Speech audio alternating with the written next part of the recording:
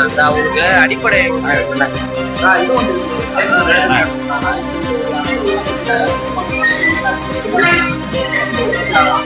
திடீர்னு இந்த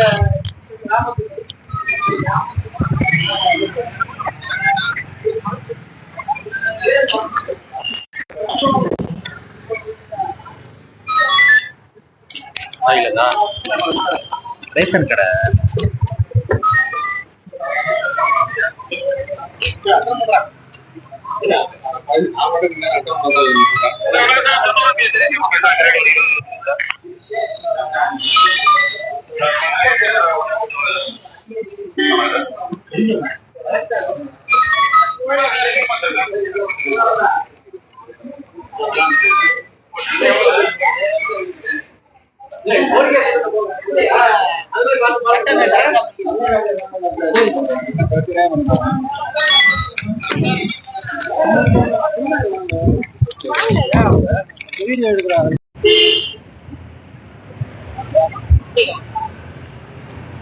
அம்மா எது சம்பந்தமா மாவட்ட ஆட்சியர் சந்திக்க வந்திருக்கீங்க? எங்களுக்கு ரேஷன் கடை பகுதி நேர அங்காடியா ஆக்கணும்னு நாங்க பல தடவை எல்லார்கிட்டையும் மனு கொடுத்துட்டோம் சார். கலெக்டர் ஆபீஸ்ல இருந்து தாலுகா ஆபீஸ்ல இருந்து எல்லா இடத்துலயும் மனு கொடுத்தோம். எங்களுக்கு ரேஷன் கடை சாங்ஷன் ஆகி வந்துருச்சு.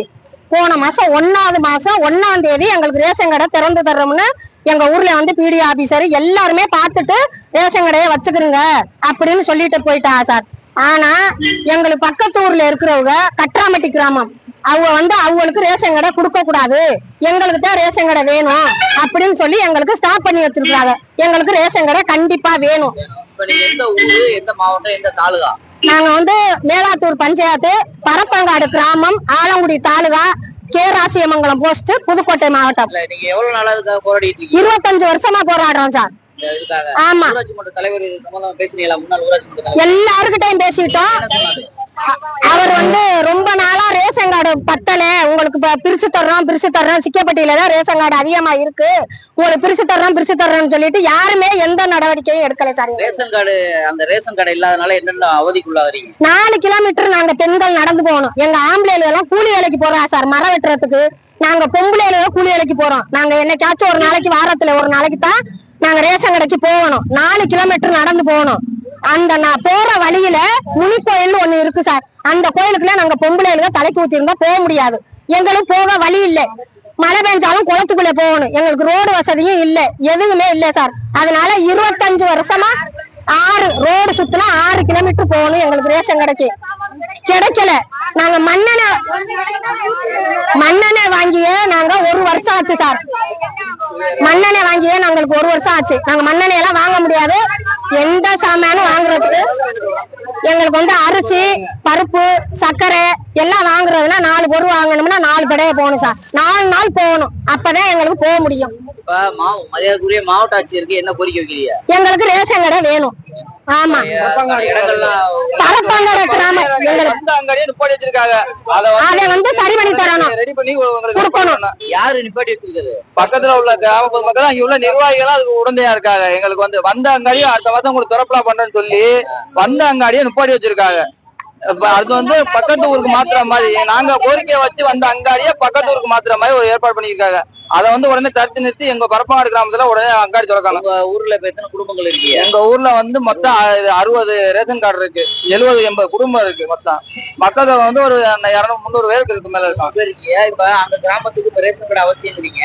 இப்ப வேற என்னென்ன ஏதாவது கோரிக்கை இருக்கா மாவட்ட ஆட்சியருக்கு சொல்றீங்க? சார், எல்லா கிராமத்திலயும் மேலாத்தூர் பஞ்சாயத்துல ஸ்கூல் இருக்கு, பஞ்சாயத்து இருக்கு, பால்வாடி இருக்கு, கட்ராம்பட்டியில இப்ப எங்களுக்கு பிரச்சனை பண்ற கட்ராம்பட்டியில ஸ்கூல் இருக்கு, அதே மாதிரி சிக்கப்பட்டியில எல்லாமே இருக்கு. எங்க பரப்பங்காடு எங்க இருக்குன்னு கேட்டா பால்வாடி கூட இல்ல சார். எங்க ஊருக்கு எந்த ஒரு இதுவுமே வரைக்கும் வந்தது இல்ல சார். பால்வாடி இல்லாதனால குழந்தைகள் கஷ்டப்படுறாங்களா? ஆமா சார். அடுத்த பஞ்சாயத்து போய்க்கு இருக்குங்க சார், கேராசியமங்கலத்து பஞ்சாயத்து போய்க்கு இருக்குது எங்க பிள்ளைகள் எல்லாம் படிக்க. கட்ராம்பட்டில உள்ள பள்ளிக்கூடத்துல வந்து 2 பிள்ளைல தான் படிக்குதுங்க. அங்க வந்து 50-60 பிள்ளைகள் இருக்கு. அந்த பள்ளிக்கூடத்துல 2 பிள்ளைல தான் படிக்குது. அதுக்கு ஒரு ஸ்கூலு. இதே எங்க கிராமத்துல உடனே ஸ்கூல் ஓபன் பண்ணா எங்க ஊருக்குள்ள எல்லாருமே அதுல படிக்க வைக்கிறோம். எங்களுக்கு எந்த பிரச்சனையும் இல்ல. இப்ப சாலை வசதி எல்லாம் நல்லா இருக்கா? குடிநீர், சாலை வசதி அதெல்லாம் இருக்கு சார். எங்களுக்கு மாவட்ட ஆட்சியருக்கு இப்ப உடனடி உங்களுடைய கோரிக்கை எங்களுக்கு வந்த ரேஷன் கடையை சரி பண்ணி எங்க ஊர்லயே வச்சு தரணும் போட்டுருக்காங்களா? தீர்மானம் எல்லாம் போட்டு எல்லாருக்கும் அனுப்பிட்டோம் சார். ஆபீசர் வந்து பார்த்து இடமெல்லாம் தேர்வு பண்ணி ஒவ்வொரு பொருளெல்லாம் வாங்கி வச்சிருந்தா 1ஆம் தேதி திறப்புல போகணும்னு சொல்லிட்டாங்க. அங்க எந்த வசதியும் இல்ல சார். ஊர்ல மாட்டி வைக்கணும்னு அவங்க முயற்சி பண்றாங்க. எங்க ஊர்ல ஓட்டுநர், டீ கடை எல்லா வசதியும் இருக்கு. ரோடு வசதி மெயின் ரோடு. அங்க இருந்து ரேஷன் போர்டு வந்துச்சுன்னா மெயின் ரோட்லயே வந்து ரேஷன் சார் எங்க ஊர்ல ஒரே ஒரு விஷயம், எல்லா விஷயமே நடக்குது. ஆனா எங்க ஊருக்கு ஓட்டு கேட்கறதுக்கு மட்டும் என்ன சார் எல்லாரும் வர்றாங்க. மற்றபடி பரப்பாங்காடி எங்க இருக்குன்னே தெரியாது சார். பரப்பாங்காடுனா எங்க இருக்குன்னு கேக்குறாங்க எல்லாரும். இவருக்கு மாவட்ட ஆட்சியருக்கு கோரிக்கை வச்சிட்டியா? சரிங்க சார். வந்து அமைச்சர் மேகநாதனுக்கு கோரிக்கை வச்சுங்க. ஐயாவுக்கு பல தடவை அமைச்சர் இதே மாதிரி ஆளுகளை எல்லாம் கூட்டிட்டு 2 டைம் போயிட்டேன் சார். அமைச்சர்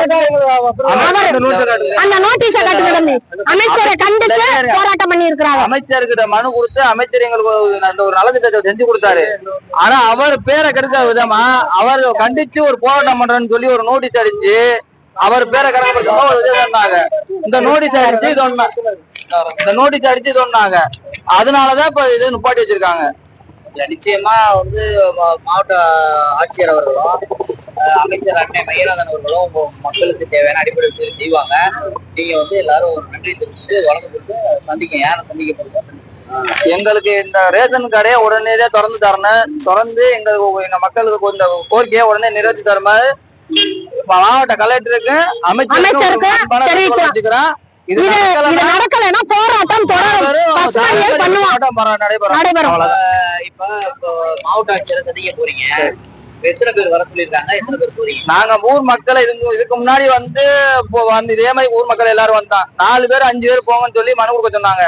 கொண்ட கொடுத்து அந்த மனுக்கு இது வரைக்கும் எந்த நடவடிக்கையும் எடுக்கல சார். அதே மாதிரி இன்னைக்கு ஒரு 4-5 பேர் போய் சொல்றாங்க, போய் குடுக்குறோம். இதுக்கு ஒரு நடவடிக்கை சரியான தீர்வு கிடைக்கலன்னா ஒரு பெரிய போராட்டம் நடத்துவோம். ரொம்ப நன்றி.